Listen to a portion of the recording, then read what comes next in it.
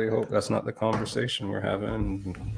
Sorry to anybody that might be having that conversation. To the world. To the world. Yikes. Oh, fancy. The internet. The internet's an amazing thing nowadays. You know, I don't know about nowadays, but you ever be on your computer and doing something on your computer and then just do the kind of same thing on your phone, like send a text or send like a WhatsApp, but your WhatsApp's open on your computer but you're doing it on your phone kind of shit? You ever do that? No. You're not a multitasker? Anyways. But fast, like, so if I type something on my phone in WhatsApp and send it, like you see it in milliseconds, guy, on your computer, like how it all lines up and shit, you know? I don't have my WhatsApp app hooked up to my computer. Mm-hmm. But whatever. But I know it's possible though. Like you said, I've seen it. I've seen it like somebody tried to hook it up, like maybe Fitz tried to hook it up on the computer. But true. I'm not hooked up to it. No, just I guess even if you have Twitch, you got Twitch on your phone and Twitch on your computer, and you type something, just how quick, just not like it's plugged in. You know what I mean? How quick something just pops up. But there's a delay with that though, because I know if I'm doing something on the phone, like for instance, when I'm playing in game time with Chico Sing, whatever's happening on the phone and whatever's happening on the TV, somebody takes my answer because I'm listening to the TV, right? And then I want to respond and give the answer, so that I type it in on my phone. But you see, by the time I've typed it in on my phone, whatever I was getting on the TV was like a lot later than what happened on my phone. That happens. That happens with sports a little bit too. So I could have won lots more games on Chico Sing's game time if you think I was just on the phone alone. I don't know. We got to validate that. We got to go to the judges. Does he have judges? I think he's got judges. He might have judges. Look at that. Fancy that. Paulie Lopes is in the break room. Look at that. Mr. Sims has arrived. Mr. Sims, what up with you? Denise Jojo, what up, LL? Chico Sing. Oh, man, imagine, fancy that. Somebody's ears must have been burning. His ears must have been burning with just talking about him. That's weird, though. That's a weird, what do you call that? What's that? Is that a pseudonym? Pseudonym? No? Pseudonym. Is that a pseudonym? Maybe that's the wrong word. I don't know. Pseudonym, like I said, isn't that like Huckleberry Finn or Tom Sawyer or Shrek? What's the guy that writes Huckleberry Finn? Tom Sawyer? Tom Sawyer's in the Huckleberry Finn. Is he? I don't remember, man. Yeah, this when you read this in grade 5? Oh, I had it there. Anyways, his name, that's a pseudonym. So the writer of that book, that's a pseudonym, because like Daniel, okay, so the one that does what's it called now? The movie with Tom Hanks, and he's in Paris, and Kanye and Jay-Z? No. Angels and Demons? Yes. Da Vinci Code? Da Vinci Code, that's right. So what's the author of that, or the writer of that? Daniel, no, what's it? So anyways. Dan Brown. Dan Brown, that's a pseudonym as well. Because I think her name's like Jessica. Really? Or what's her name? Is that pseudonym? Pseudonym, right, ma'am? Ma'am, there's some big words up in here. DH lady, what up? What are you drinking, guy? Well, today I decided to go back with the Old Faithful. Old Faithful? I was feeling for something that I know that I definitely liked. So I went back to the good Old Faithful. You know, sometimes you got to go back to the good Old Faithful. The bread and butter? The bread and butter. Literally. El Mags, good evening. El Mags told me she's staying up. You know what? I was about to tell you. I'm asking you all these questions. I don't even really want to talk to you today, guy. And Paulie Lopes is going to be here, guy. Yes. Did you know that? Yes. Sorry, we got notes to get. El Mags told me she's staying up for Paulie Lopes. Ooh. It takes a special man to make people want to stay up. Good evening. You missed it, bro. You missed it. bro. You missed it, bro. No, I was. You missed that one, bro. You know what I tell people sometimes? I'm gonna do it again. I'm gonna do it again. I'm gonna do it again. Okay, go. It takes a special man to make people want to stay up. Takes a special man to make people. That is what she said. I had to think. That is what she said. Oh man, what's exciting in the world today? Anything? Well, so if we're gonna say anything is exciting, I will just start with. I think it's pretty exciting that Pascal Siakam is still on the Raptors so far. Pretty exciting. You think? So far. All right. What else? It is pretty exciting to see that Kyrie Irving has taken his career into his own hands and kind of like stuck it to the man. Stuck it to the man. Yeah. All right. When the man was sticking it to him, so Kyrie Irving demanded a trade in the 11th hour, and got the trade and has been traded, to everybody's surprise, from Brooklyn Nets to Dallas Mavericks. That is wild and unexpected. You think? Well, yeah. Sure. Yeah. Of all places, you know? I saw, as you know, it gets all crazy around trade deadline time. Mm-hmm. Dallas started to pop up on the news feeds, and it made a little bit of sense. So I wasn't okay. utterly surprised.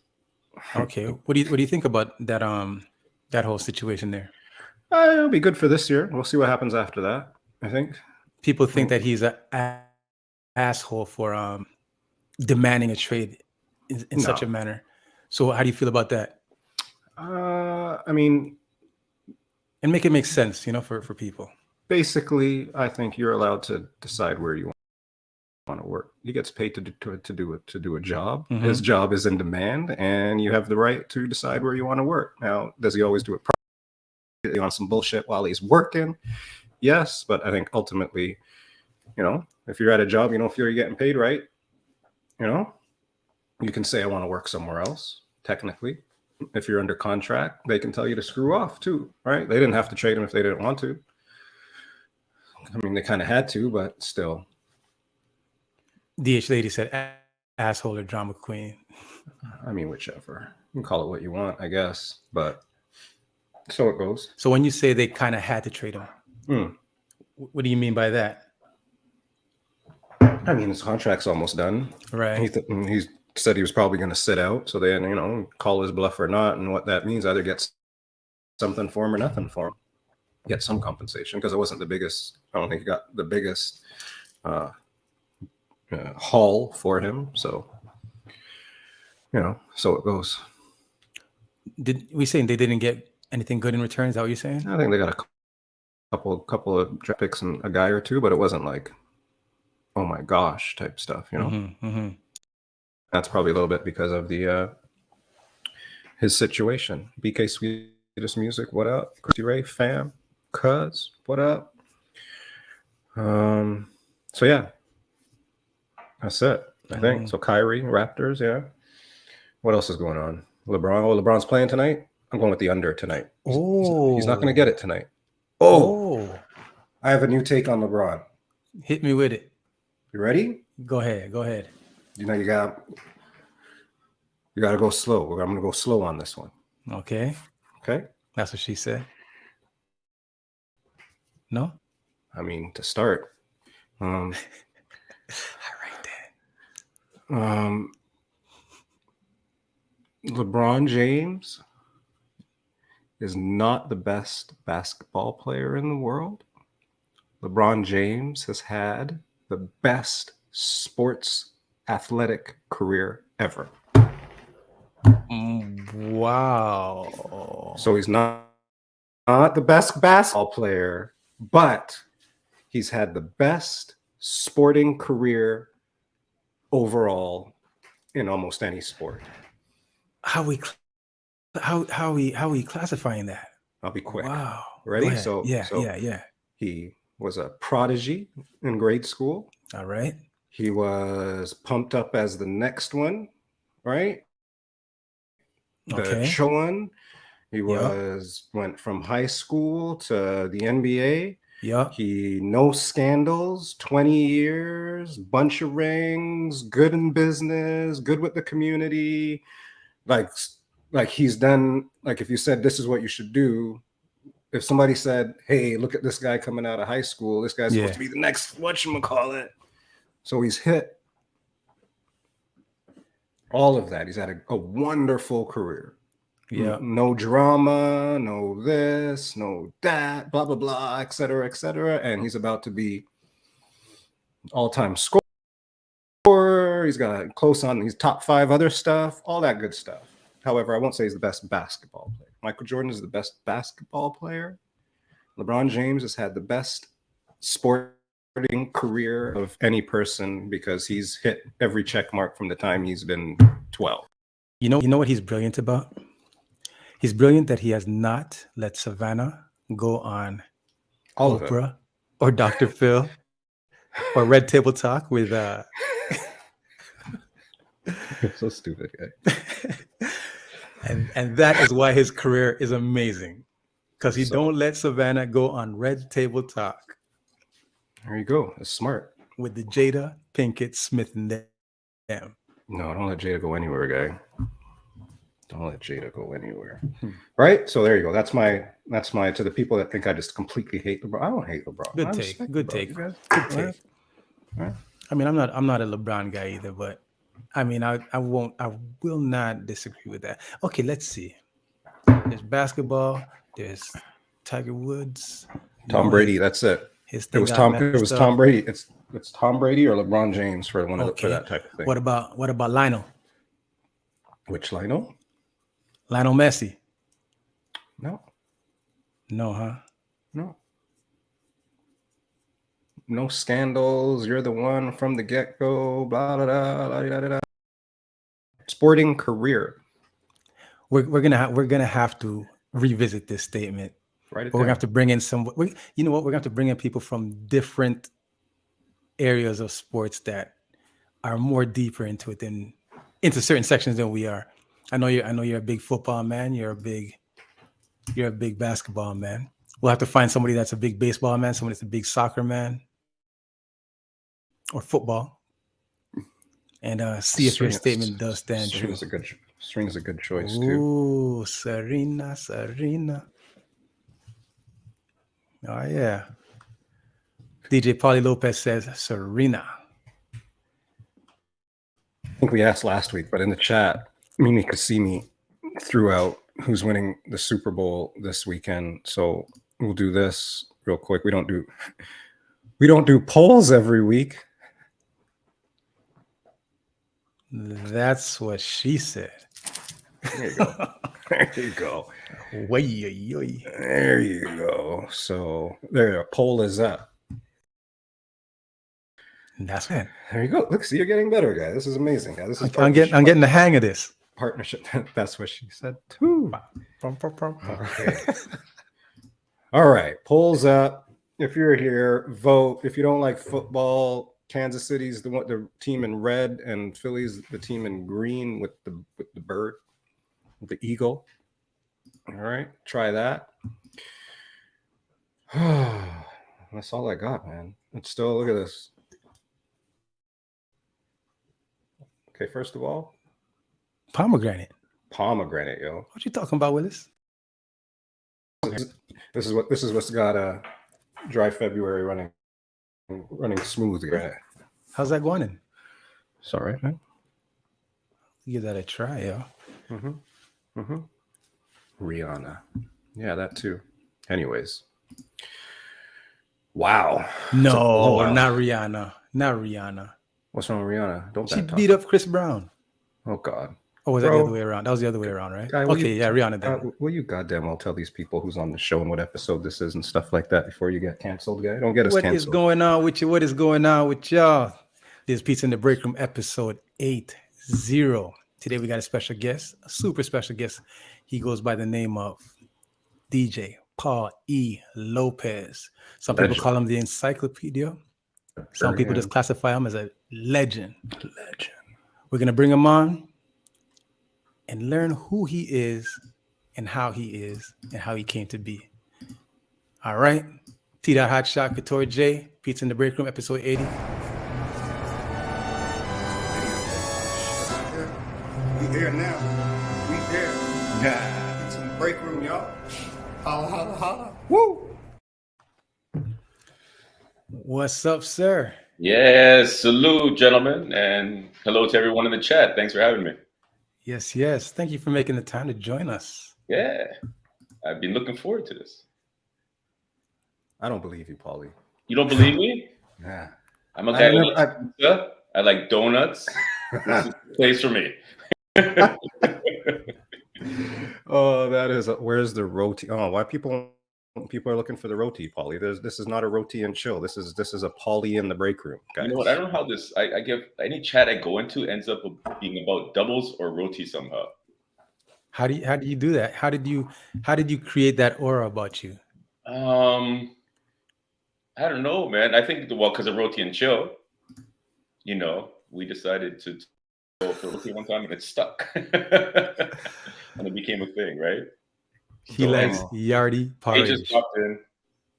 DJ Yardie porridge. Actually, you guys are both Yardie, Jamaican? Yeah. Yes, sir. Both Jamaican, right? Yeah. Of the heritage? I'm not flipped. I'm gonna do asking the questions. Yes, sir. How did Jamaicans figure out to make porridge so damn good? Is it? I think it's a condensed milk. The condensed milk. It's got to be the condensed milk. Still, I don't know, man. Did I ever tell you about my story with condensed milk? Yeah, I think you did. But tell us again. Yeah, man. Tell us again. Well, all my life, I thought condensed milk was called condensed milk. Yeah. And condensed and Chicchiweh, right? Chicchiweh. Yo, I don't know if I told you guys, but it must have been like 10 years ago. I'm in Fresco. I was sent to buy some evaporated milk for some baking, and I'm going through the aisle and I can't find evaporated milk, but then I see condensed milk, and then all of a sudden something hit me like, condensed milk? Condensed milk? I go, condensed milk? Wow. All this time I thought condensed milk was a thing, like condensed milk was a type of milk. I did not realize it was condensed milk. Condensed milk. I was too old to figure that out, man. I couldn't believe it. Well, I was on the bus, and I think it was Lawrence bus, or maybe Eglinton, and it was going around, you know, and then the bus driver calls out all the stops, right? Peel, Dufferin. My man calls out, next stop, Chicchiweh. I was like, Chicchiweh? This is the street I've heard all my life. All your life? Chicchiweh. Wow. That's hilarious. Somebody else had the same story, actually. I read on Facebook. Had the exact same story where the bus driver called out the name of the street and clarified it all up. When you said aisle, it made me think of oil. Aisle. When I was in the aisle. Alice in the aisle. Oh man. Yo, when I was in the aisle. Yo, stop this. Those things are funny, man. That is too funny. Your Jamaican porridge, man. I'm in love with what's that place called? Souperlicuous. Oh. Yeah. Okay. Which location? I went to the one on Eglinton, and I think it's Brimley. Okay. Yeah. There's one in B-Town, yo. There's one in B-Town. Brattletown and Finch, yo. Yeah, buddy of mine named Dwayne and his wife Candace, they own that franchise right there. Mm-hmm. That's a great franchise. Mm-hmm. Oh, it got me thinking all weekend. Thinking all weekend how many locations they can open up all over the place. I think it's hugely successful. Superlicious.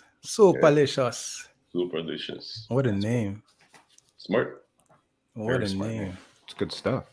It's innovative. Mr. Che told me to go there recently, and I've been meaning to go since they opened. So thank you, Che. Che seems to be very influential guy with all the people. They tell people where to go. People go there. People end up having a good time though. That's good. How about this? How'd you meet Che? Tell us about when you met Che last soul. I met the beginning of lockdown. I found this guy playing music that I liked in a dimly lit room.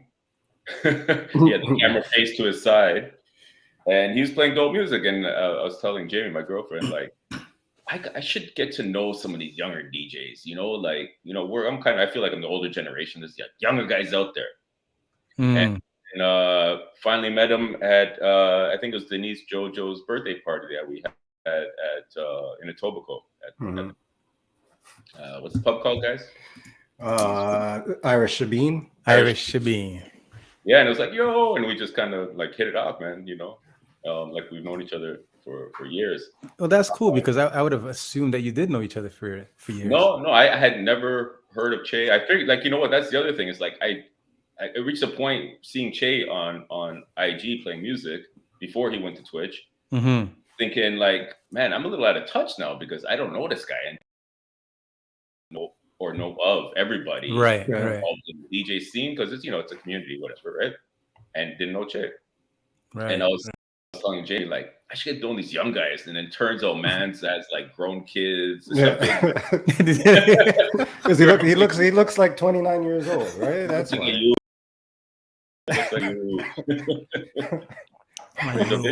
So yeah, no, we've been cool, man. We've been cool. Dope. We hung out yesterday at Ron Nelson's lecture, I guess, chat. Who hosted that? That was hosted. Well, Agile was one of the together. It's a series of libraries, so it's sponsored by the Toronto Reference Library, and Del Cowie, I believe his name is pronounced, is the host, and a man named Sergio is one of the organizers of it. So really great series. They had done it before, and they did it in 2020 in February. Some of you guys might have been there. I know Jamie was there. And I think they had Cardi and maybe Julie. I can't remember, but they had to postpone, the following ones until yesterday. So they're back on track. I'm excited to see who they're gonna have next. Okay. So what insightful stuff did you gain from even being there? Because I mean, Ron Nelson is definitely a legend in the community, big time legend for sure. What did you get from that?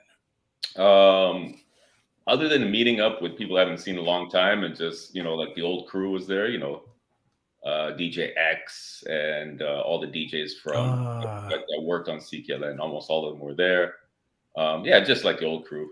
I was telling you guys yesterday actually was what I learned from Ron is he's like he has a certain style of being that he's not extremely self-aware. And it made me think like he lets himself be vulnerable to the max. Like he was telling stories that were like I would never probably tell anybody. He just were like embarrassing to him, and he just laid it all out there, put it all out there.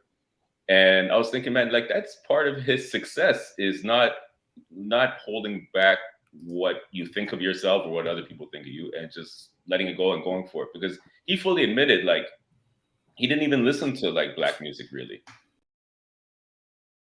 He came from Jamaica and was so excited about the music he was hearing in Canada. He left behind a lot of like the things that he grew up with because it was like exciting to hear rock music that he had never heard. So, and he grew up in an area. I think he grew up at VP. He went to VP High School, so he went to a big park. So I'm assuming he grew up around there, and that would have been at the time a mostly white area. And he claimed to be one of the only black kids in his school, and he wanted to know about what was happening, around him as a new culture for himself. So when he started DJing, he wasn't even the guy that played any of the black music. He didn't play funk, reggae, soca, whatever. There was this pre-rap. Hip hop didn't even exist. Well, it existed, but not on vinyl, other than maybe like pre-rap. Yes. Yeah. So can you imagine pre-rap? Yeah, there's a world before hip hop records. Yeah. I remember grade 6 hearing Rapper's Life for the first time. Do the math and you can figure out my age. But grade 6, somebody came in with the record and we played it on those like military-looking turntables that were kind of like metal. And we all had those crappy headphones and we put them on and like, to the hip, huh? The hip, yeah. We played that like over and over. We had a cool teacher that let us do that. And yeah, that was the first, considered the first rap record. And Ron Nelson was DJing at that time. Another cool thing that happened yesterday was I got him to sign, I have a copy of his very first record. So in 1980, Rapper's Light was out and Curtis Blow, I think it was Christmas Rapping was the first record. He met a guy that was, you know, like a Gino kind of DJ and played funk and everything. And didn't know anybody who could rap, but you know, Ron being his black friend, he goes, "Oh, I'm sure you can rap, Ron. Like, listen, come over and we'll record you." Ron is rapping like, you know, like this, like the Curtis Blow. And he pressed 100 copies. Stop this. Yeah. Pressed 100 copies. If you look on my IG stories, I had it on, I think it might still be up there. I had it on the other day. Yeah. And he made 100 copies. And I heard of this record because Ron had mentioned it before on his show. It came out in 1980. I don't think it was ever sold anywhere. But I was buying a guy's collection that was from that time, and he happened to have that record. He had Ron Nelson's record. He had a Ron Nelson's record. He had a Ron Nelson record in his collection. 1980, yes. Ron later on did B-Boy Destruction in probably like 86 or something like that. 6 years later. But Ron is rapping because he was the only black friend this guy had and told him to come down and bust a rap. And it's like a Curtis Mayfield ripoff. It's not a good record. Not a good record. But like, it was one of those things I was on a mission to find it, and it came to me. So was it on acetate? No, it's just on a really plain looking label, like the basic font, you know, no design. And his name is Ronnie O on the record. That's awesome. Ronnie O. And they basically took the B side of the Curtis Mayfield record, the instrumental version. Do his thing. My name is Ronnie O, and I like to go. And I'm from Toronto. Oh, exactly. Boy, that's awesome. Julie Mango, you know what, big up. Guys, I will record it. I told Agile I'd record it for him because Agile wants a copy for his archives. I'll record it and I'll put a bit of it on IG. Yeah. Man. Anyway, so that was exciting. And he like the fact, I mean, I've known Ron for many years, but the fact that I brought a Sharpie and got him to sign the record. And I asked him, like, you know anybody with this record? And he said, like, I know one guy with this record. He knows one guy. And I was I was actually afraid to bring the record in a sense that if I asked him, like, do you have a copy? Because you'd have to give it to him. I would have to give it to him. And I you know, part of me wants to hold on to the record, but all it really does is sit in my collection and so I would have gave it to him, but I was happy he signed it, and that's what you say. You wouldn't have given it to him. Yeah, I would have scratched it right. You wouldn't have given it to him. That would have get on ran. Oh, look at the time. Yeah, right. Ron's good people though. No, he's definitely synonymous with hip hop for me. Like, that's how I know hip hop is through him. Because we all actually, you know what? No one in Toronto could say much different, really, because it wasn't for Ron Nelson and his fantastic Voyage radio show and putting so much time and energy to bring all those artists to concert hall and other venues. I'm sure somebody else would have did it, but he was the one guy all hip hop kind of goes back to in Toronto. Really, like, other than maybe Sunshine Sounds and some of the sound crews playing the music in the parties, he definitely was ground zero for the culture of hip hop in Toronto. Like, no one can deny that. For sure. Give him his roses. Give him his roses. Yeah. That's wicked. What's your first memory of music? My father had the Stan Getz album, the one with Girl from Ipanema. Yogi Chica put the Portuguese version. Since she's so fluent and everything in Portuguese, and I'm not. One of my first memories that got me into music was probably like 6, 7 years old, playing outside. My neighborhood is where I grew up is Caledonia and Lawrence, called Caledonia Village. There's 4 high-rise buildings, in a square, and in the center was a huge park. And I remember specifically, we were making mud pies, like literally, like as a little kid making mud pies. And from the buildings, guys would set up their sound systems. So I grew up in an area where it was like a lot of like new to Canada immigration, and mostly West Indian and mostly Guyanese and Jamaican was predominantly the makeup of the area. After a lot of the white people left, they built the area in probably like I think around 69 or 70. And it started off being a lot of like it was a low income basically area, but a lot of the first residents were like from East Coast, so a lot of what they call Newfies and Scotians and stuff. And then a lot of like because it was fairly it wasn't Ontario housing or but it was kind of low income condo, and a lot of people were coming in from the West Indies, and that was one of the first places they lived. So I've met a lot of people over the years that found out where I grew up. It's like, oh man, I lived there until I was like 4, and then we moved to Brampton, we moved to Mississauga, we moved here, we moved there. We got a house, we got in there as quickly as possible. But I lived there most of my childhood, well, all my childhood actually, and yeah, so guys would have sound systems and play, like rhythms out there. They put the speakers towards the windows that special facing to the courtyard. Special dedication to the one them called Lefty, right? And it would have the echo and everything. And I remember hearing rhythms like late 70s, early 80s. Well, no, even earlier actually. Come to think of it, it would have been like mid to late 70s rhythms coming out these speakers with these guys talking to the mic with the echo, ribbit bong, skank, that kind of, and like it kind of seeped into my head. Like I didn't even understand it probably, but it you're being impacted for sure. Yeah.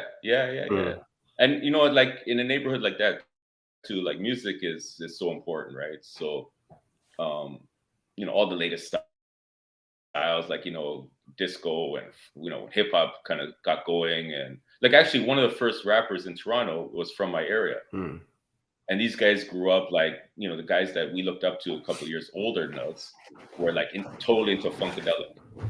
So either you were like a lot of guys were like heavy Jamaican accent or Guyanese accent, whatever, and they were still listening to music from home, so they were listening to like the mixtapes the live session tapes from Jamaica, so Stereograph and all these sound systems. And there was like Yellow Man when he came on, or Ecamos, like that would just like be like coming out of every car basically in the neighborhood. But there was the younger generation people that were discovering this funk thing, right? So they went Cameo, they were into Funkadelic, George Clinton, those kind of things. So from that, those guys were going to the sound system dances, and we were a little young for that, but we were like totally looking up to these guys. And that's kind of how I got into the DJ thing, really, is being so fascinated with what these guys were listening to that I wanted to understand it too. Okay, so do you have an OG? Like I know right now, respectfully, you're OG in the game. You're OG to a lot of people here. But do you have an OG when you're coming up that like a specific person you looked up to and kind of admired? So yeah, like for sure JC from Sunshine Sounds, without a doubt, because he is one of the smoothest DJs you'll ever hear in your life. Like the way he put it together. Like I've always been more into the blending style, not like the cutting and scratching and all that. Right. I wanted to play music. And he was definitely a big influence on me because he did it right. Like he did it perfectly, and anybody could attest to that ever heard him play. And he still DJs today. Amazing. Does he? Yeah, he does. Yeah. He sent a flyer out that they're doing a jam for a Family Day weekend in Scarborough on Kennedy. Yeah. Family Day. When's that? Next week? When is that? Is it next week? 2 weeks. 2 weeks, I think. Yeah, 2 weeks actually. Yeah. Yeah. So, other than that, like we had our little crew, and we try to, recreate what we heard. Like there's one of Grandmaster Flash's first records is on the Adventures of Wheels of Steel, and he's cutting up all these records like Good Times and Blondie's Rapture and all this stuff. I'm just trying to recreate that. And there's also basically dance hall sessions in my rec center. So, all these, guys, chat on the mic and, play the rhythms and everything. And I got pushed onto this. Actually, my first public DJing experience was actually being pushed onto the set, like, yo, go flash the beat, man. So like the dance hall, right? You play the rhythm, da-dum, da-dum, da-dum, dum, and then you flash it, dum, dum, dum, dum, dum, dum, dum, dum. Right? That was my first public experience DJing. Yeah. I had no idea what I was doing, but I just did what everybody else was doing. You flash it right or what? Yeah, I think so. I mean, when you're immersed in that sound, and you got everything's loud and everything, you hear the man do it. You just catch that rhythm, and it's like, okay, boom, I could. And you're, at I think I was 12 or 13, fearless, right? Like I didn't, I was like, okay, I'll do it. You know what I mean? Just like everybody else, right? Yeah. Must look pretty odd though, like a little white kid, Portuguese kid amongst like mostly like newly immigrated Jamaicans chatting on the mic. It must have been an odd look, man. But so when you say that, right? So you're telling me that they tell you go and flash the rhythm, and I'm looking at you and I'm saying, all right, so this is a young white kid in a situation that must be predominantly like Caribbean, and I'm thinking all I could think of is how like the community must have been like tight. Yeah, something like that to occur. Right. It's a very insular community, really. Like we hardly knew much growing up, much about what's going on outside our community, really. As a lot of people, like, I mean, that pertains to a lot of people, but especially like in a low income area, you really do have like the bond of your neighborhood, right? And so, I mean, I guess I kind of stood out, but in a sense, like everybody pretty much knew me. Like they would see me playing outside and running around, and, with everybody else. So in that sense, I didn't feel like I ever really stood out that much, right? So, but yeah, there was very, very few non-people of color in my neighborhood. Yeah, very few. Okay. It's kind of, it almost sounds backwards, right? Like I was just telling you earlier, like Ron Nelson was one of the Black kids in his school, but I actually had almost an in reverse situation. In my school, like, after the immigration of mostly West Indian was like immigration of Indian people, people from Bangladesh, Pakistan, later on Vietnamese, like, during the boat people crisis. So I got, I was around a lot of people that were just pretty much new to Canada. It was, it was kind of exciting actually, because I came to realize I got a scope of a lot of different cultures and people and felt comfortable with it all, right? So it's good. I think it's great. If you were to ask DJ Kid C, who's in the chat right now, he would say that you probably blended in with your community because visually impaired people do not know color. Okay.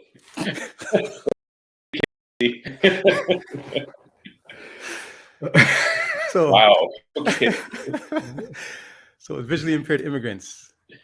Visually impaired immigrants. Oh boy, we're here every Tuesday. Wow. Thank you everybody for being here. Big up to the chat. To Dow is up in the place as well this evening. That boy Jer. Static, what up? Don't mind me. Don't lie to him, man. I'm gonna drink. Fault, Kid C. I'm gonna drink rum punch and mind my business. Actually, you know what? Thanks to Che for bringing this bottle to me. This is Pop's Punch. Have you guys heard of this? Yes. It's so good. Yes, so my buddy owns that company actually. From Che's girlfriend Angela. Dope. Pops Punch. Big shouts out to Pops Punch. Yeah. So I got to figure out where I could get the next bottle because I'm gonna finish this one pretty quick. It's good. Us in the house. L Mags is still awake with us. Thank you, L Mags. Yeah, Mags. L Mag's still up. SOSC big out. Oh boy, that's hilarious. So, your first DJ experience. So, give me a good DJ name that you has it always been DJ Paulie Lopez? I don't know. You tell me. What was your first DJ name? You're gonna laugh. Well, I mean, good. So, I'll give you the background, and it actually goes back to Ron Nelson again. All right. So the very first time Run DMC came to Toronto, Ron like it's like that was like hitting hard, and I don't even know what Run DMC actually looked like at the time until their actual album came out and had their pictures on it. But they were interviewed on Ron Nelson's show. And Ron was asking questions, like blah, blah. And they made reference to like their crew back in Hollis, Queens, New York. Mm-hmm. And they mentioned DJ, I think it was Danny Whiteboy, was one of the guys in their crew. And me and my brother was like, yeah, that's going to be my name. So I changed to Paul E. Whiteboy. Paul E. Whiteboy. My first DJ name on a couple of flyers was Paul E. Whiteboy. Wow. That's awesome. There you have it. I don't usually disclose that, so you guys got so mad at me. DJ Paulie Whiteboy. Yeah. It flows. Yeah, it worked. We're taking for the new immigrants to the country. Yeah, right. Oh man! Why? Shout out to Ronuary. Happy Ronuary, all. Pick up Ron C. DJ Rarch. DJ Rarch for real. Oh man! So that was my first DJ name. I never really had any other name, and I just stuck to my own, given my own real name. So Paul E. Lopez is not a pseudonym. No, your name is not actually like Jeffrey or nothing like that. It's actually Paul E. Lopez. No. And it's not like I'm Portuguese. It's not even my name's not even Paulo, which it technically should be, because the Portuguese version of Paul is Paulo. But my sister filled out. My sister was. She's a bit older than me. She's like about 12, 13 years, maybe even older. She's she was a young lady when I was born. Basically, she was a teenager. She filled out the paperwork because she spoke better English than my parents. And I guess because of the Beatles or something, she decided not to put Paulo, and my real given name is Paul. Oh man. Yeah. So So they would call me Paulie, right? So that's how I got the Paulie. You became Paulie Whiteboy, and Lopez was my last name. So even though your name was Paul on the birth certificate, your parents still. Yeah, in Portuguese you wouldn't say Paul, right? You say Paulo. So if you're speaking to me in Portuguese, it would be Paulo actually. Right, Yogi Chick? Paulie Lopez is a fire ambassador.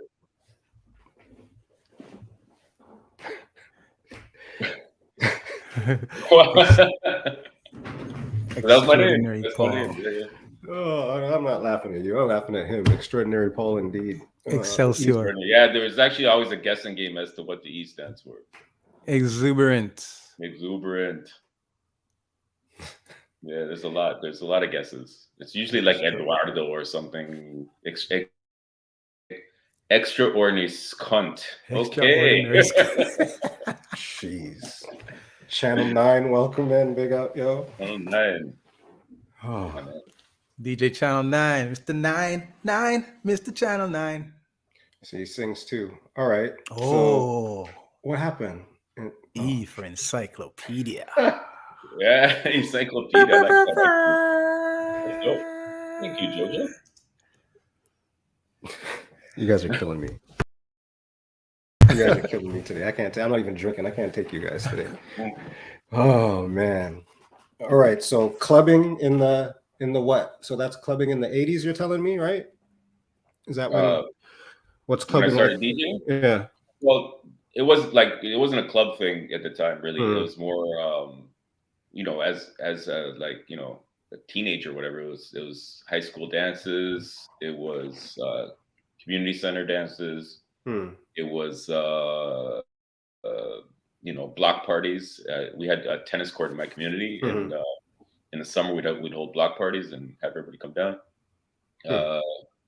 My brother worked for McDonald's, so we actually did a lot of McDonald's, team building or whatever, dances for their events and all that kind of thing. So we actually cut our teeth a lot and learned how to like string up a sound system and all that, playing, because McDonald's is mostly teenagers, right? So we did their dances, and it was crazy. It was good times. Yeah. And it's like clubs wasn't really a thing in the 80s, like in the early 80s. Like that was like more grown people thing, like shoes and fresh press not t-shirts, actually shirts, button downs and stuff. Like it wasn't a thing for young people to want to even play. Doing. Yeah, that was for like the older crowd, right? Yeah, we were playing hip hop and and like let the music play by Shannon and stuff like that, right? That sounds like roller skating. Yeah. Well, like my experience is kind of just a little post roller skating.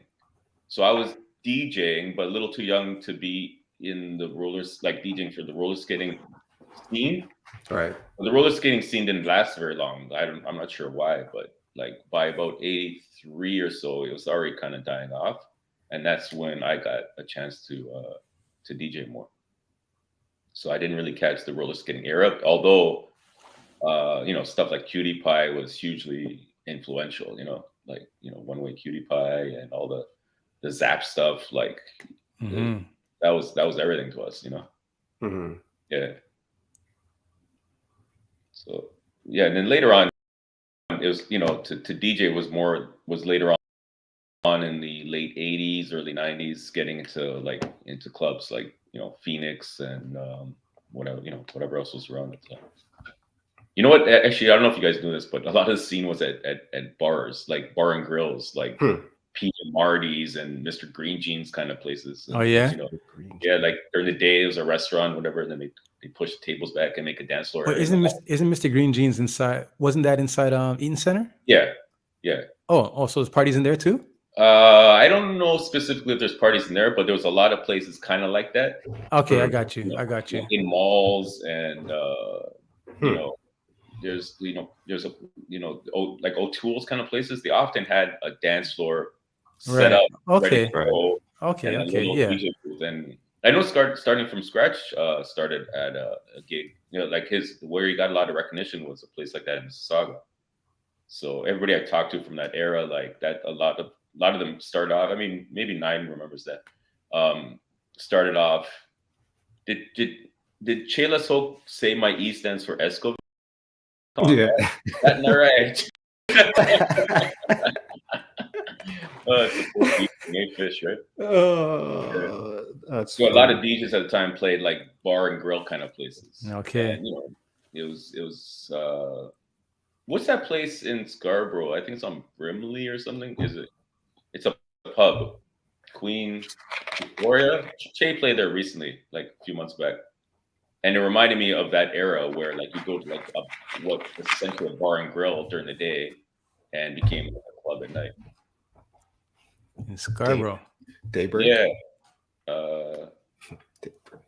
What's the road that you can't catch the highway to? Is it Brimley? Bellamy? Bellamy. I think it's Bellamy. Yeah. Oh, not Avenue. No. No, not Avenue. No. Che knows. Queen Victoria, Dima says. So that was a hot spot back in the day in Scarborough. That was a place. A lot of the the funk scene was at that spot. Yeah, and it's still going on today. Oh, it's on Midland. Okay, on Midland. Queen Victoria's pub. There we go. Yeah, that spot reminds me a lot of like how it was in the 80s, early 90s. Falcon's Nest. There you go. Thank you, Ron. Falcon's Nest. Infamous. You can always count on Ron C. Ron knows stuff. Ron knows.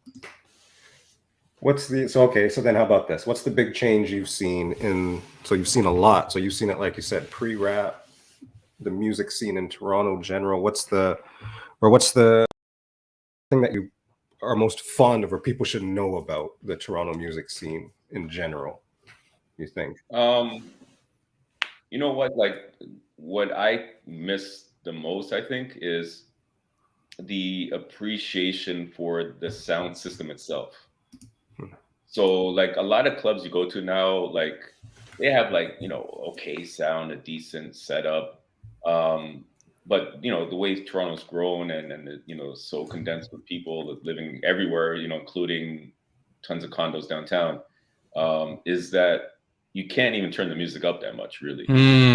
Like that rolling bass, like Ron could probably attest to this as a sound system man. Like, the systems were killer, man. Like, the first Sunshine Sounds dance I went to, wasn't prepared, and I literally thought my teeth were gonna fall out of my face. Like, the bass like rumbled, like it felt like your chest was in a bad state, man. Like a heart attack or something. Like, it'd be like pounding in your chest, like just vibrating through your whole body. That your teeth would feel like they were loose, man. I was like, I was scared, like literally, like 15 years old or whatever. Just like, brace yourself. What's going on here? And that was the character of the music itself. Like, and when they talk about early hip hop, like Kool Herc and Afrika Bambaataa and what happened in the Bronx, the sound system was the highlight of why a lot of people would come out, because you couldn't experience the music. First of all, you couldn't hear the music any other way, really, because just like in Jamaica, like the sound system is where people would come to hear the music and hear the band talk on a mic and get the vibes, right? Like, it wasn't played on radio. It wasn't played day to day, right? Like, you'd have to wait for that party on the weekend to catch the vibe of that music, right? People can afford the records, and the DJs kind of brought that whole culture. Yeah, no ice cream sound, no vegan ice cream sound. And so I missed that part of it. Like, it's often forgotten how important the sound system was to the music itself. But when you talk about like DJ Kool Herc, yes, he was playing the music, that started the B-boys dancing and early rapping and stuff. But if it wasn't for his background of the Jamaican sound system that he brought to the Bronx, the music wouldn't have been. Yeah, are you flashing?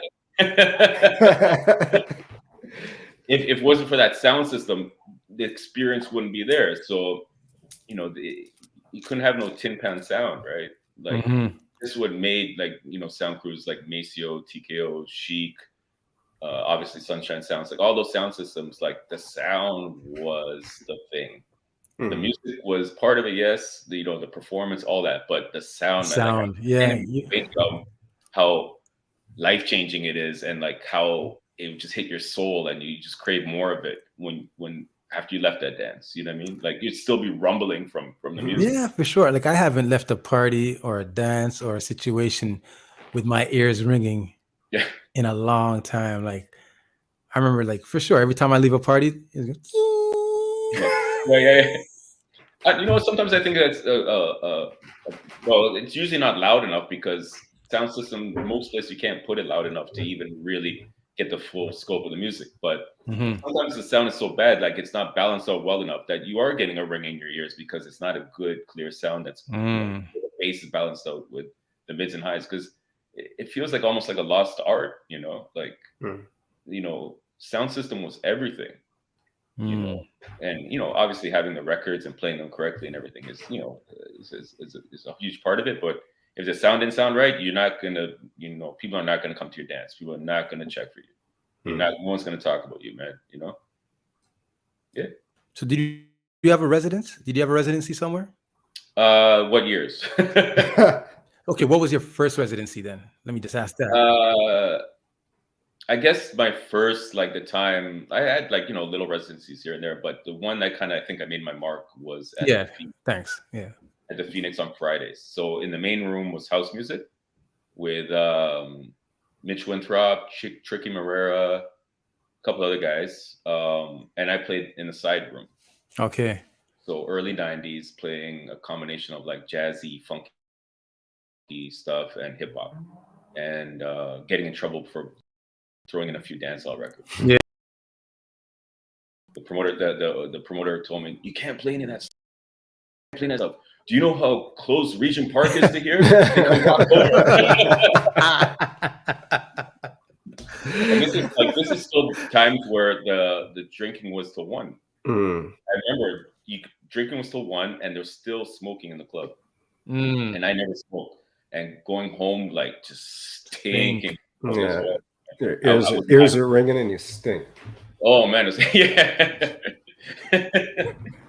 So you say Phoenix was your Phoenix was your first big residency. What was your moment like when you first got your that when you felt like, yo, I made it. I'm doing something right now. I'm him.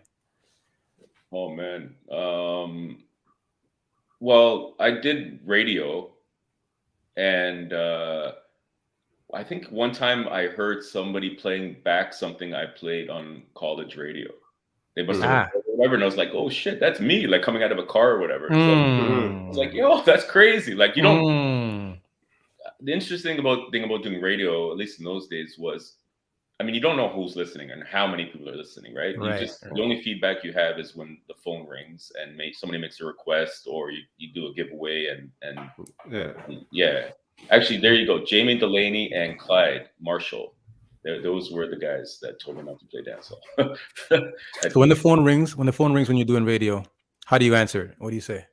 Well, just the name of the show. My show was Vibes. Come on, do it, man. Mike Tull did answer the phone for me. I mean, shit.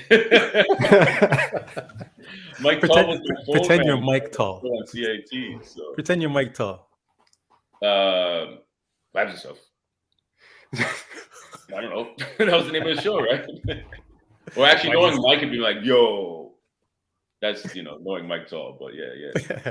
But basically, people call in, and it ends up being the same people over and over. And it was until much later that I realized how many people were listening. Like Agile even told me, like my show and what I play, because my specialty was playing hip hop, yes, but like playing the breaks, playing the original samples, and playing obscure funk records or jazz or whatever, and kind of putting together, right? So yeah, Mr. Nine I think was a listener too. So to know like an influence for a guy like Agile to DJ and to sample breaks and to get deeper into just what was on the surface of hip hop was very flattering to find out years later, right? And I had access to a lot of promo records because I worked for a magazine called Street Sounds. So reviewing music gave you access for the record companies to send you promos way ahead of time. So all that's important. It was extremely important at the time. I'm not even sure how much people even care about that anymore. Really, like maybe Channel or Kid C could tell us, like, is it important to have music way ahead of time nowadays? I don't know.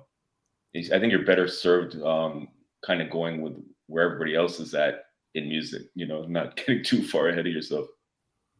Mimi Kasimi taped Paulie's shows off the radio. Thank you, Mimi.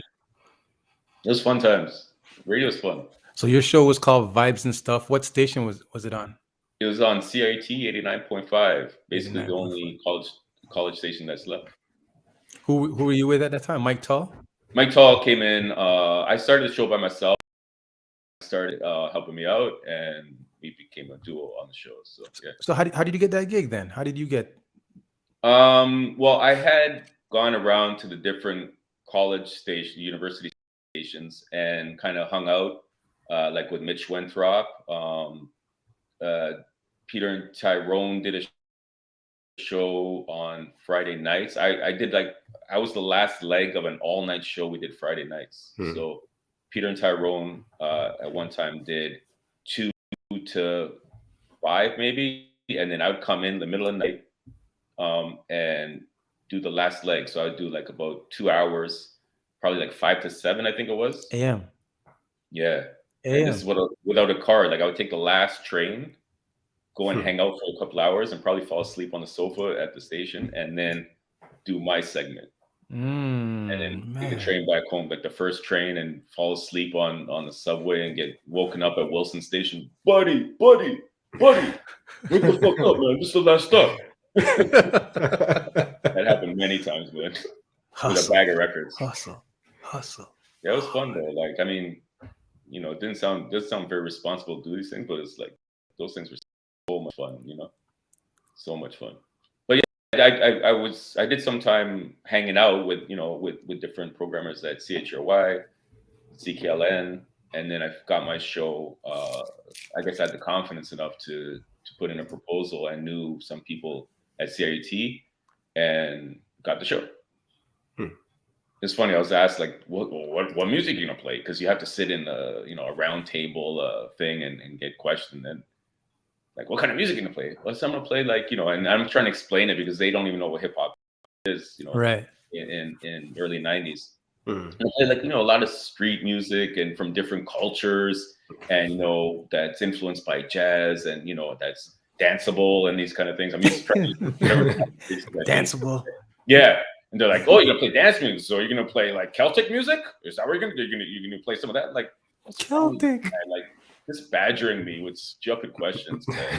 I'm like, well, maybe the not Norseman music, but you know, like danceable music from more of the, you know, different communities that make up Toronto. I'm trying to use all the politically correct statements to get myself a show where I could play funk, basically jazz, hip hop, whatever, right? So interesting times, man. Yeah. And how long did that go? How long were you on that show for? I think I did it about 4 years, and then what happened was like I decided to let it go and give it to Jason Palma, and Jason Palma does it to this day. He's still on Thursday. Yeah, yeah, he still does it. I think it's been on like over 25 years or something. 2 to 5. 90s. I mean, 5 to 7. No, 8 to 10. He's got a good. He's got prime time now. He's prime time. Yeah, like it was funny because I started off doing, I think it was 10 to midnight, and got switched to 8 to 10, and basically never saw the Cosby Show because it haters. It overlapped with the Cosby Show. It's like one of those things like everybody's talking about the Cosby Show jokes, this and that, right? And I was like, I have no idea, man. Like, I know who Bill Cosby is, but I've never seen the show. Wow. Yeah. That's crazy. That was strange. It was strange. So yeah, I did that college show, and then that's around the time Flow started in the mid '90s, and I always felt like if doing a college show was kind of like a chance to kind of express yourself and bring music to the community, but because you're not getting paid and it's volunteer, it kind of felt like it'd be great to give it to somebody else to have that opportunity and kind of move on. And so that's why I offered it to Jason, and he's stuck with it. He enjoys it. 25 years. That's crazy. Yeah, I think it's been about 25 years. I don't know how he does it, man. Like that's all the commitment to do that every week, week in, week out, and he does an amazing job. So bless him, man. Does he also stream live as he does it, or like does he stream or just does the radio? No, like he started going on Twitch, probably a year and a half ago, and so they weren't going into the studio to do the show live because of COVID. He was recording it at home and still does, and he would just basically turn on the camera when he's doing the show. Right. So you can catch him. I think he doesn't have a set time, but he's usually on either Tuesday or Wednesday afternoons and just turns the camera on and records the show as if he's doing it live on a Thursday. So you listen to CIT on Thursday night when it's actually Tuesday. Yeah. Okay. Yeah. That is awesome. What actually brought you to Twitch? I forgot to ask you that earlier, and it just popped right back into my head. When you actually came to Twitch, I came to Twitch mostly Tyrone 83 West and DJ Lazy E telling me, "Yo, guy, you got to do a show." That's basically it. Because I actually hadn't been. I kind of slowed down with DJing, and life got in the way, kind of thing. And these guys really believed in doing Twitch and offered. I was like, I don't want to do it from home. I don't want to set it up. I don't want to do it by myself. It just feels weird, like doing it from home by yourself. So I did my show from DJ Lazy's house, his apartment. which a lot of people thought was my place. Because if they didn't, if they listened to me and not him, they didn't realize that it was the exact same setup. So right. Oh, okay, I got you. yeah, and then we get in questions in the chat. It's like, how come it looks exactly like Paul's place, or how come it looks like green screen? Yeah, I well, and to me, it was more fun just doing it with somebody in somebody's place or with somebody because just have a laugh and get food beforehand or whatever. They came over one time and we got our Slurpees and had our. I heard about that. Yeah. I remember hearing about because that. and during COVID there wasn't a lot to do, man. So to go over to somebody's place and kind of hang out and play music was. I remember Slurpee Day was like a big deal. It was a big deal. I remember that. That's right. Chase still has a twinkle in his eye when you mention it. Jeez. Yeah. So, Paulie, who is Augusta? Oh, Augusta. Okay, so Augusta is myself and Patrick Paredes. He had a studio set up in his place. He lived in Kensington Market. So we recorded tracks that were put out by Virgin Records at the time, which is now Universal. Universal took over Virgin? Yeah, there's only basically, I think, there's Sony and Universal, wow. EMG and Virgin and Hologram and Polydor and all these labels, but basically it's all amalgamated into Universal's like a black hole. Yeah, it's Universal black hole. I kind of like that. Look at me go. Right? You guys are on fire. I know, right? Brainstorming here. Sick. So, but yeah, he lived in Kensington Market. The road he is on was Augusta, so we named it Augusta. Okay. So, What Not? That was your project that you did in 2002? Yep.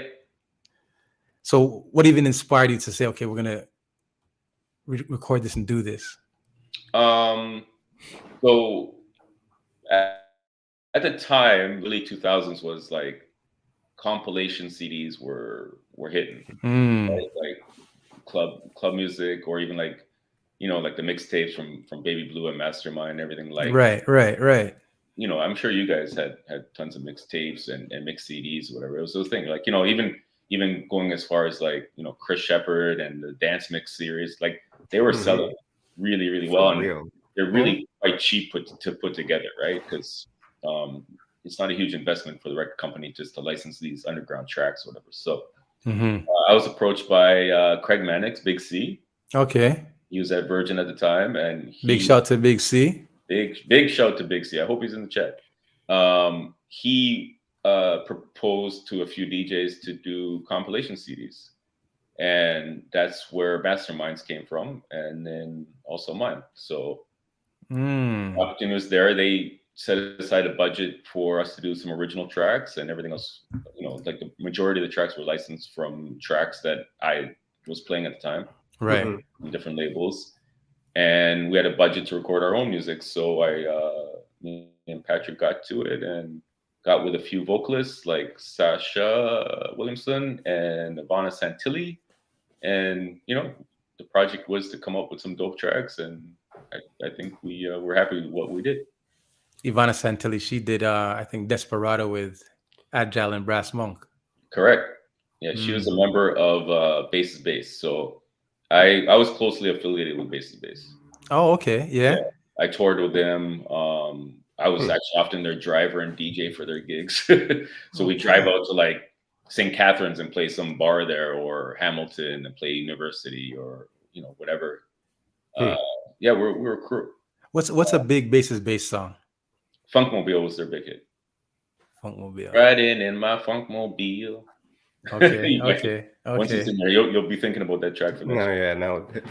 Actually, funny, even that song, they were inspired to Chin, the lead songwriter for the group, was inspired to write that song based on tracks I was playing for him, which is kind of cool.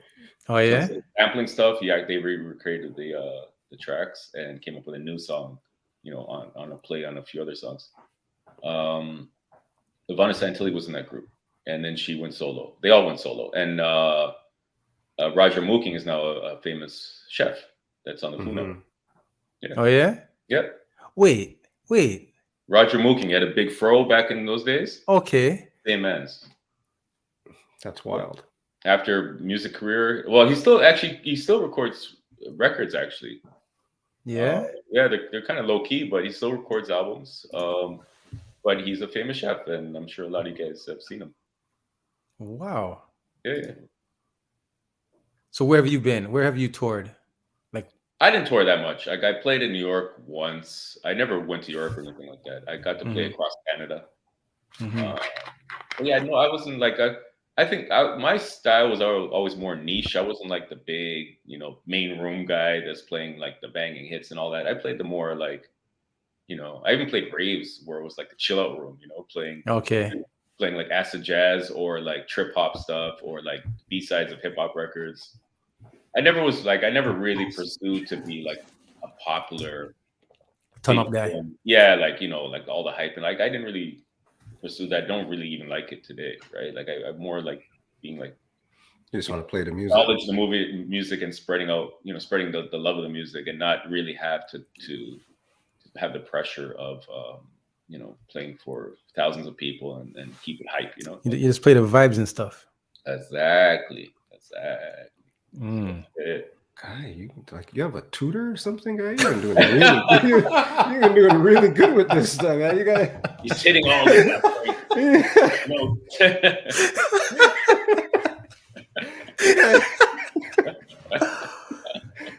Oh shoot! We should have a bell every time he hits one. Right? Yeah, man. Or a gunshot. Or sound effect. Like that. Yeah. We need that. Yeah. I gotta get a soundboard. Stop it. Calm down. Yes. Jeez. Oh, well. I mean, so it goes. Anyways, really quickly, big up to the chat. Big up all chatties. I like to chatty them. So many good people here. So many good people. That's a nice name, man. The chatty them. Yeah. The chatty them. Oh, well, the chatty. Big up the chatty them. Lots of good people here. I like to chatty them. Chatty myself. What thanks. Oh boy. I can't with you guys today. You guys, this is awesome. So, when I reached out to you, I was like, I have known you for a short period of time, but everybody I speak to, Paulie, says such nice things about you. And I was, outside of being honored that you're on, to be honest, like I am curious, just kind of, because I didn't, we were talking yesterday, Toronto's such a big place that there can be people having such an impact and you never really cross their paths, right? And it's really cool for me to hear all these stories. I don't even know where I was going in the first place, but I just wanted to say it was cool. It's really cool to hear some of these stories and get some insight of kind of life back in the day, or life even as life was happening for me, but this was just going on over here because everything that like it's almost legendary, like some of the stories that you're talking about, right? And how long you've been an influence in just the community itself. And like you say, there's people telling you now that they recorded your stuff back in the day. And right. And so I don't know, big up to that. Like I said, it's these are dope stories. So SC says Paulie is great people. Oh, thank you. Like, you know what though? Like I know. And then since you go like this, we'll big up. No, you do like when two reggae artists meet up and they do that, like one guy has how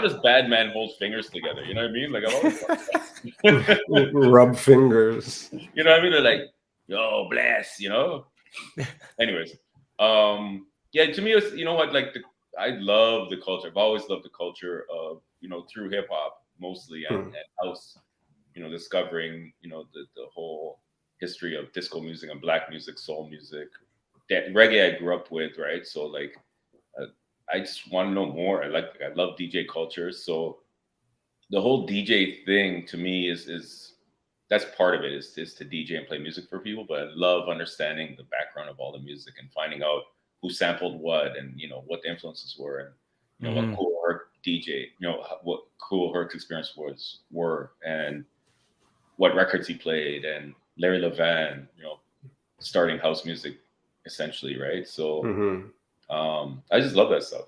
I don't know. That's my thing. That's my lane, right? So that's why I've connected. Like, I mean, I've come to know a lot of the community, and it's it's like what I was going to say was it's becoming an old story now, but because of Twitch, it's become like reignited.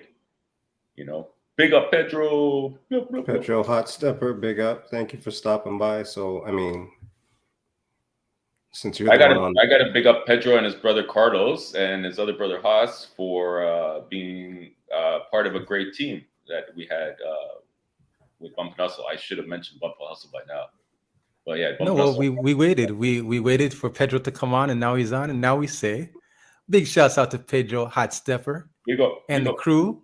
Yeah, man. And now get into the Bump and Hustle. The Bump and Hustle era, yeah. Which I don't feel like it's fully over. So when I say the era, it's like we stopped doing the party, but there's still the energy's still there, I think. We ran that party for 20 years, which was kind of unheard of, right? I've never been, but I used to hear about it. Yeah, it was great. It was just hear about it. It was just vibes. For 20 years, like it started off as a bit of a showcase for up and coming artists. So we had like Glenn Lewis, Cardinal Fisher, Julie Black, Divine Brown when she was Michelle Boo Boo Brown, and Divine Earth Essence. Yeah, Glenn, like I think one of Glenn Lewis's first performances was at Bump Hustle. So that was kind of like the way Carlos, the promoter, kind of designed it to be more of a showcase. And then at some point we kind of left behind the band and the artist showcase part of it and became more of a club night. But we're always proud to we kind of stuck to the roots of what we knew, right? So we had a hip hop set, a house set, a reggae set, later on soca, just kind of did it our way. So and we found our audience, and they stuck with us for all those years. Was Bump and Hustle an indoor party or outdoor party? So when we did it at Harborfront in the early years, it was partly indoor and outdoor. So there was a main stage of the Harborfront. There's the grandstand. What do they call it? Someone in the chat could let us know. But they have the stadium, the stage there, and Carlos would bring an artist. So one of the more memorable nights was he had Roger from Zap. Okay. And it was only, I think, weeks or maybe a month or two before he was killed by his brother. He performed at Harborfront. Yeah. So it's most likely one of his last shows. And we did our part, like the party part of it after the main stage was in the Brigantine Room, and which is kind of indoor, outdoor.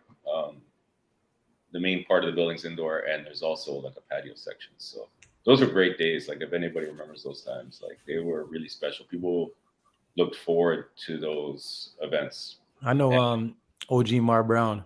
He used to. Mar Brown, I saw him yesterday. Yeah. Yeah. So he used to come and get fresh come get his haircut and get fresh for a Bump and Hustle. And he's like, June, you need to come. And I'm like, I'm cutting hair, bro.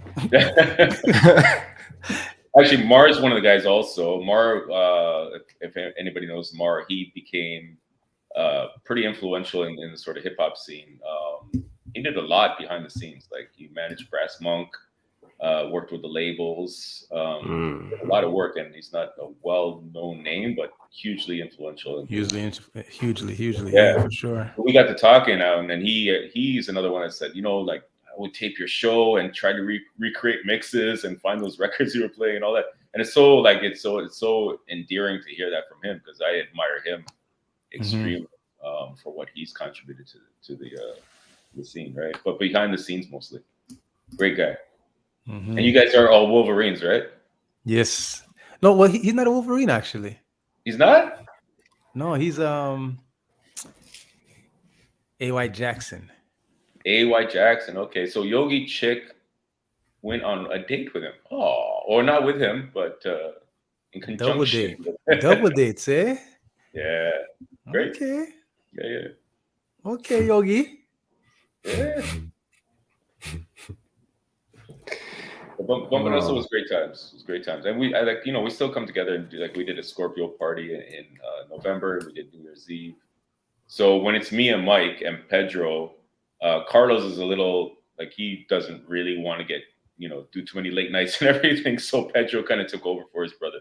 But when we come together, it's basically bumping us up, because that's the energy that we bring, right? When it's Mike calling myself, Pedro. So we have good times. Okay. Yeah. Quick question. Sure. Top 3 genres of music For you.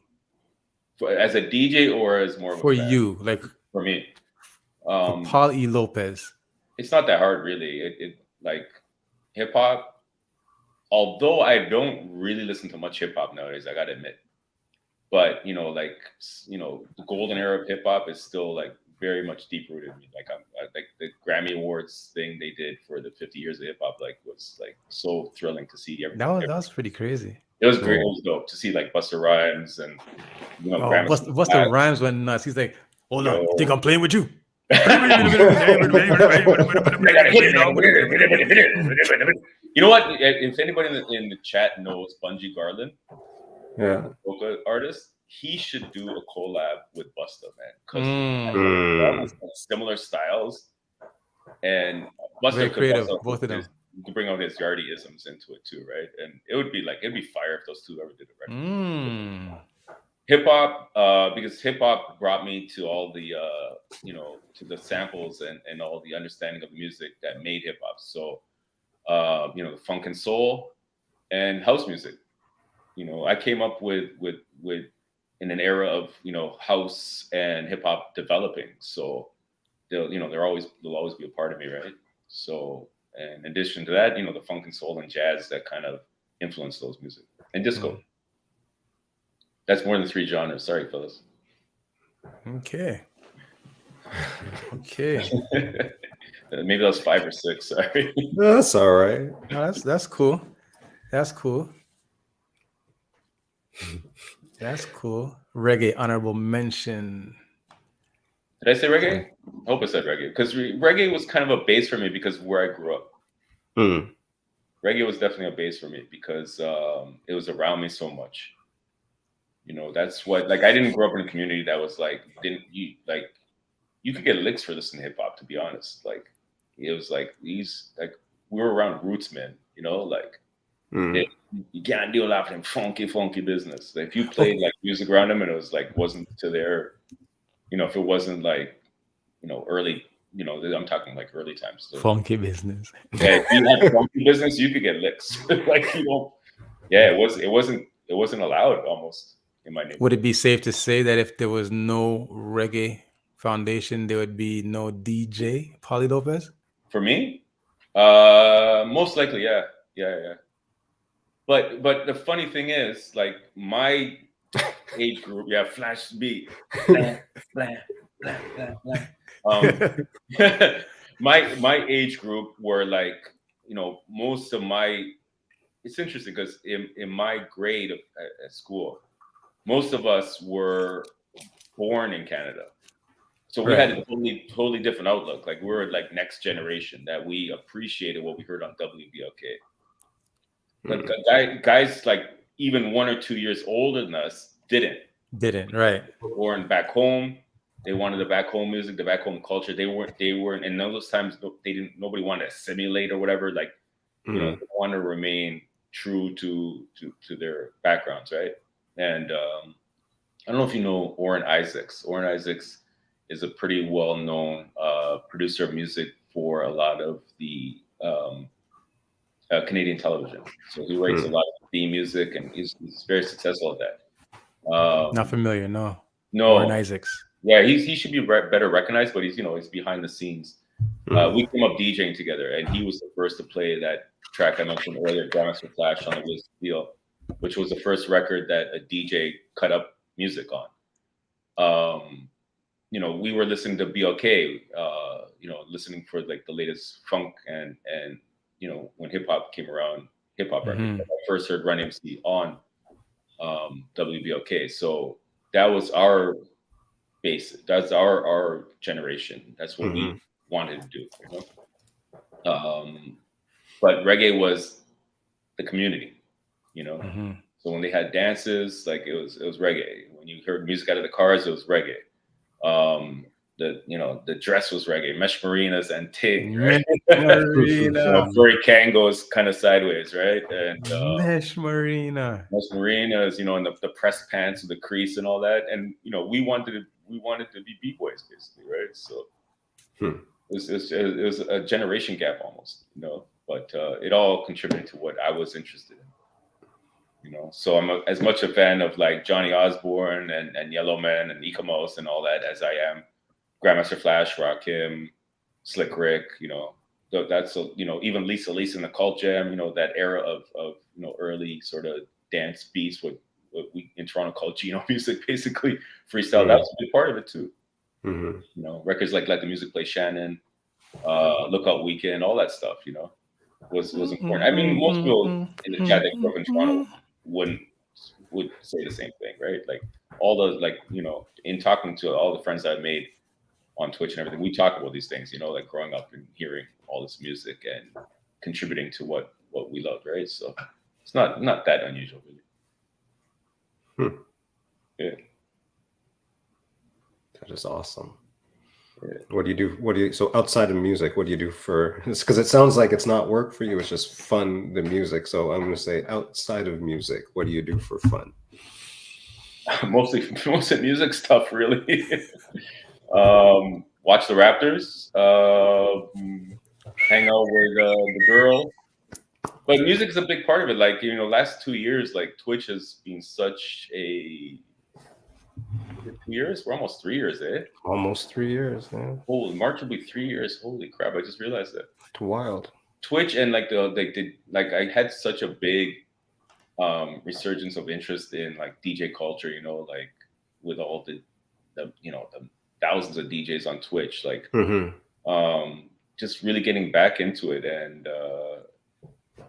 having a lot of energy for it again and going out and hearing DJs I never heard before. Like I never had a chance to go to Redemption and I went for the second time on Friday. So, so that I guess that's what I do for fun.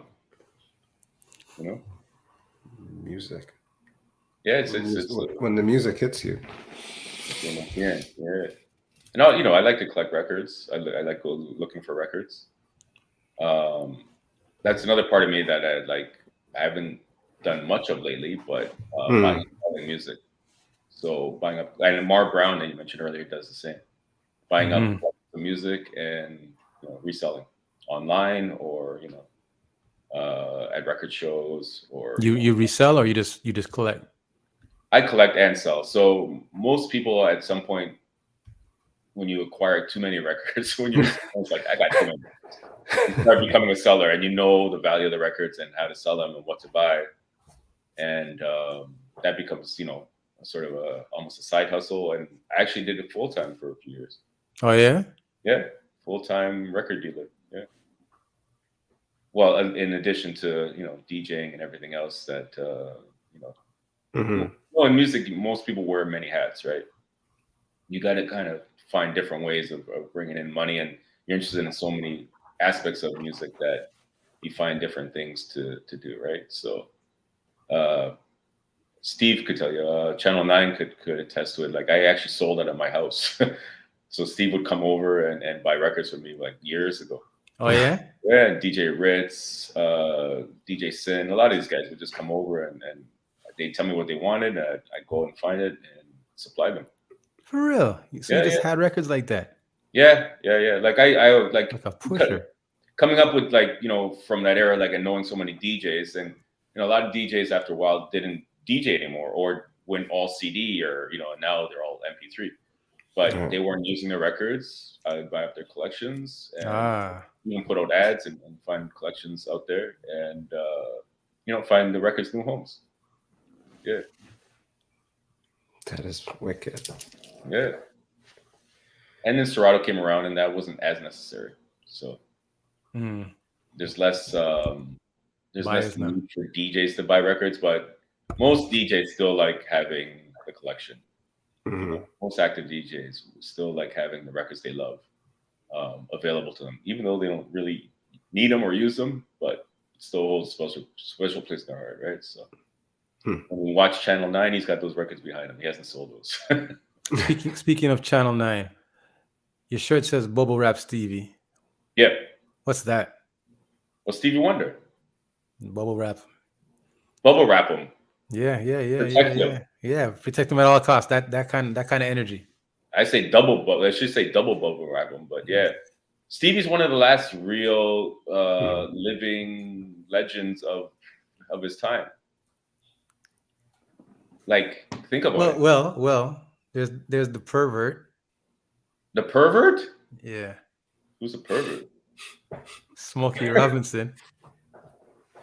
Yeah, we were talking about that. Yeah, you guys need to look up. Everybody needs to look up Smokey Robinson's new album coming out. You gotta look at the song titles, man. He's 80. I believe he's 82. And he's making tracks called Orgasm and all this stuff. It's hilarious. Yeah, he's still alive. But Stevie's in the, like, who could even compare to Stevie? Yeah. You know, who's accomplished what Stevie's accomplished? Who's as special as Stevie? Who can we think? No one, eh? There's no one. Across all genres, there's like Stevie is very, very special. And you know, he started recording as like, you know, as a kid, right? And he's still not even that old. He's only 70. I think he's 72 now. So he's not even in like, you know, like the high up numbers yet. I think he did songs in the key of life. He was only like 25 or something. You know, genius level, right? So I mean, but that's the thing. These geniuses starts like they're so young when they start, and then we're at a young age where we don't even recognize the gift and the talent of them even being as young as they are and being so amazing. You know, and Stevie played most instruments on most of his albums. Yeah. You know? So we have to protect Stevie. We have to protect Stevie. There's certain artists that just, you know, like, you know, you just hope they're with us forever, right? Like when Bill Withers died, I was upset, you know, because he's another pretty genius musician. You know, obviously Prince passed away too soon. Michael Jackson, you know, like, you know, the list goes on. But that's Stevie. So protect him.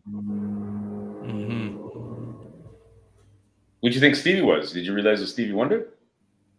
I just wasn't sure if it was Stevie Wonder or if it was Mr. Nine. Channel 9 sweater. For the record, I've never called Steve Stevie. So you know, the only people that call Steve Stevie are the girls in high school. They yelled him. I've called Steve a lot of things, but probably never Stevie. Stevie. You're so dreamy. Stevie. Okay, you guys put up a poll. Like, who thinks Channel 9 is one of the nicest guys on this earth? We should put a poll up. We don't have to put a poll. Let's put it in the chat. What is it? One's in the chat. Is that what DJ? One's in the chat. Of Stevie. Or wait, nine's in the chat. Nine's in the chat. Nine's in the chat. If Stevie's the nicest, is the dreamiest. One of the best dudes on the face of this earth, for real. He's sweeter than Stevia. Sweeter than Stevia. My goodness, man. Stevia. Stevia. Stevia. It's like a billion nines. He's good people. So dreamy. And he knows music. Yeah, Twitch has brought, like, you know, like I wasn't even in touch with Steve much at all really before Twitch, and now, you know, we're always in contact, and you know, going out. It's dope, yeah, because the way that you're so connected with everybody, I figured it was like long-standing relationships, you know. Yeah, like there's a couple of guys like I didn't know Nine, I didn't know Kid C, Ron I knew of. The list goes on. Like it, you know, so many connections of people like that were kind of like a couple of missing pieces of the puzzle. Che, I didn't even like. I'm not sure where Che was playing before, but you know what the other thing is too, when you're DJing constantly, you get into doing your thing and taking care of your business, and you don't even really have a chance to go out and check other people out. Yeah, because you're working, you're busy. You're working. You're working So when you, they're like, working. Yeah. Yeah. So a lot of the scenes that I knew guys, you know, like I knew most of the guys in the soca scenes, but never really had a chance to go out to the feds. You know, the R&B scene, I knew most of the guys and never really had a chance to go check them out. So, you know, that's changed a little bit now where like, you know, if you're not, you know, there was less parties to play and more opportunity to go, you know, as things open up in the last couple of years or last year or so. I've had a chance to go check out a lot of stuff that I always wanted to and hang out with, you know, a lot of good people. So that's been great. But yeah, a lot of new connections, but a lot of reconnections because of Twitch. Yeah. Lots. And, you know, meeting you guys, man, has been awesome too, right? So. You think you're pretty swell Big too. man, condensed milk. Condensed milk. And you guys union that. Chicchiweh. 30 years later. I know, right? That's why you gotta be open to new information, man. That's good for you to be able to switch that up and make sure you got it all straight. Oh boy, it's almost that time, Fitz. It's almost that time. All right, well, Polly, give us a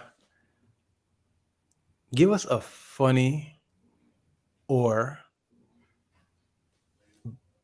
like a bad situation that you've encountered, either funny or bad situation that you encountered DJing or in the club. Well, in a basement party in Malton,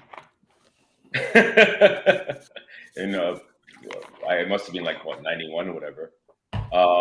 Jonathan Shaw, Juice Man, was spinning. We went to school together at Humber College, so you know he was playing somebody's party in Malton, and you know, typical basement party, right? You go down there and you know go in the doors and you greet the older folks, the parents. Oh, hello, good evening. They look you up and down, right? And you go down to the basement and the party's there. You know, it's like the Sean Paul video, right? Banging on the furnace. But because it was old school, I think they were Jamaican family that it was their house. They asked to turn down the music. No, sorry, they didn't turn down the music. They came down with cups of soup, which is kind of a traditional thing to do in a Jamaican party, right? Yeah. House party. So they come down with a soup, and I had just learned about cow cod soup, okay? Which maybe you guys could explain to the audience what that really is. But I had just found out about it, and they came down and they handed out this soup, and I had this freaking stupid idea to ask, "Oh, excuse me, is this cow cod soup?" Because I didn't want to have it if it was. And the music was loud, right? So I asked again, "Oh, is this cow cod soup?" What? Is this cow cod soup? Huh? Then, you know, like Shabba Ranks, booyaka, booyaka. You drop down the level so the crowd could go booyaka, booyaka. Yeah. Mr. Juice Man dropped down the levels as I'm yelling out, "Is this cow cod soup?" And everybody turned and looked at me and looked vexed with me, man. And I was like, okay. So I just started eating this. That's hilarious. Oh shit! Someone is gonna look me down. Give me 1 second, Paulie. It's I'm 11:11? missed it. It's 11:11 right now. Everybody, quick, Juju in the chat. Yes. If you ever had cow cod soup, if you haven't, you know, let's just move away from that and go to the good Juju. And big up, thank you, Paulie Lopes. 1 billion% again for being here. We're gonna continue on for a hot second, but we didn't want to miss 11:11. So I'm just breathing all the good stuff in, all the good stuff out. It's February, man. It's February already, people. Man, take the good juju and do something with it. January, all that good stuff. It's 11:12. Sorry. Woo! That hit us quick. Cow cod soup, man. So wait, did they throw you out? No, I kind of just like, you know, the music kept playing after the. He had to eat the cow cod soup now. Like I never found out if it was cow cod soup or not because all I could do was take a spoon and a cup and like you know, and not look at nobody in the face because. Well, you know the old saying, "What you don't know won't hurt you." True. It didn't hurt me. I just didn't want to have it. So I may or may not have had cow cod soup. I don't know. It may or may was it good soup? Like there was a soup good Yeah, at it least was there. homemade, yardie style soup. It was amazing. You know, provisions in there and everything. But what soup it was, I don't know. I don't know. Because I got cut eye from the whole crowd. Oh wow! Just numb the soup and tap your eyes. Tap your eyes. Questions. It's not cow cod soup because I really wanted the cow cod. Yeah, well, cows don't have cods, so it's the bull. The bull. True. Science. All science. Facts. Watch it now. So it should be renamed. The librarian, is that what it was? The encyclopedia, all of the above? Yeah, Chris Stubbs started calling me the librarian. I've been called, you know what? I've gained a lot of nicknames during Twitch era, man. Mostly good ones, right? Oh, all good. Loving it. That's what I think. Yeah, right.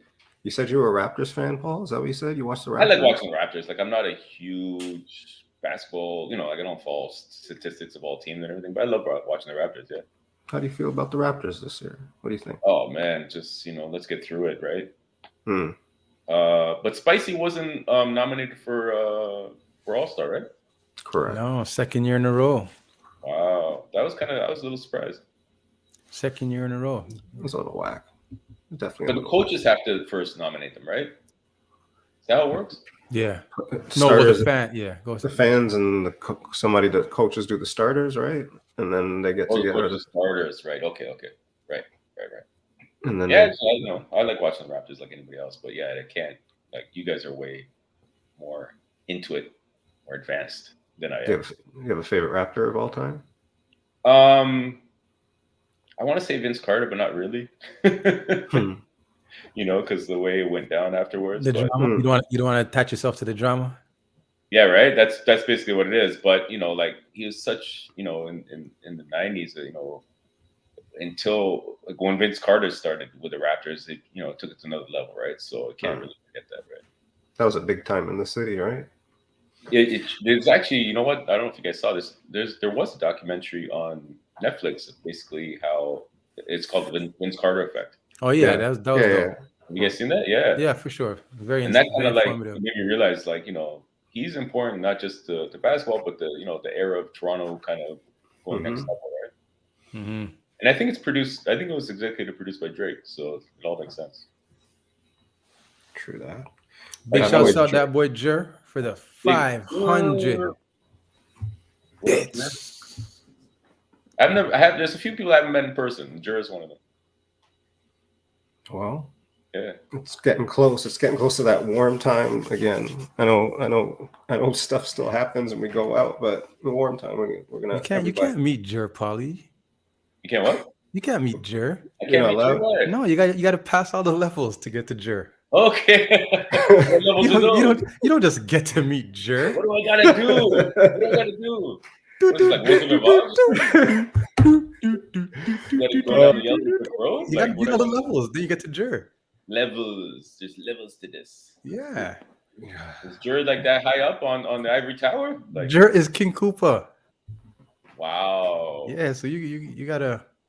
I'm afraid to meet him, man. You gotta get to the levels. You have to bring like or frankincense or something. Myrrh and frankincense. I don't know. I'm not sure what those things are, but I can he's bring Koopa. He's not Jesus. What is frankincense? I don't know, but it sounds expensive. It sounds expensive, right? Sounds expensive. Frankincense. Ask Maestro. Does he mention that? Gold, myrrh, and frankincense. Because curiosity almost killed the cat. Even if I had a lisp, I still found crisp. Yep. So you guys went to school with his sister. We did. Yeah. We did. That's another thing Twitch has made me understand is this whole Mary Ward connection. It's crazy. Like I was telling you guys earlier, like, man, so many great DJs, talented people came out of that school. It's phenomenal, and it's a school I never even heard of. So it's crazy, and the best ones are right here on Pizza in the Break Room right now. The best two ever. Big up to the Wolverines. What's the Wolverine symbol? You have to do like a W or something? What is that? The Wu-Tang symbol or the West Coast symbol? Wolverines. Oh man, L Mags, you made it all the way through. Wow. Oh, she's gonna fall asleep on the show tomorrow. L Mags is on the Boom Boom chat room tomorrow. Oh, that's awesome. Evening, 6 p.m. Check out the Boom Boom chat. They're friends of ours. They're our besties. Mrs. L Mags is going to be on. And Denise JoJo. Three great ladies. They are. Anyways, everybody, thank you for being here this evening. You could, as they say, been anywhere in the world. He's here with us, Holly Lopez. Thank you, gents. I appreciate it. This has been a lot of fun. Thank you. Appreciate you taking the time. We are going to, what are we going to do? We're going to go, you guys, man. Flash it in a one, flash it in a two, flash it in a We're going to go to Star Q. I hope he's still over there. It looks like he's still over there. We're going to go visit DJ Star Q. Yeah, man. Big up to everybody in the chat. Thank you again. You can see us, when are we back on? Friday morning, 7:45 a.m. Cold pizza. If you That's right. Wake up and have some cold pizza. That's right. And again, we'll see y'all tomorrow, 6 p.m. on the Boom Boom chat room with Mrs. Ron C. and Denise JoJo. Dun, dun, dun, dun. Expose L Mags. Expose. Oh, that's the word. Oh, that's what you're looking for. That's the word I was looking for. I got you, man. Expose. I got you. Big up, everybody. Expose. Thank you for. Oh, hang on 2 seconds, Paul. Everybody else, see you next time. Thank you for being here. One time. Thanks, y'all. All right, I think. Oh, press the button, Fitz. That was fun. We're out. Those jokes.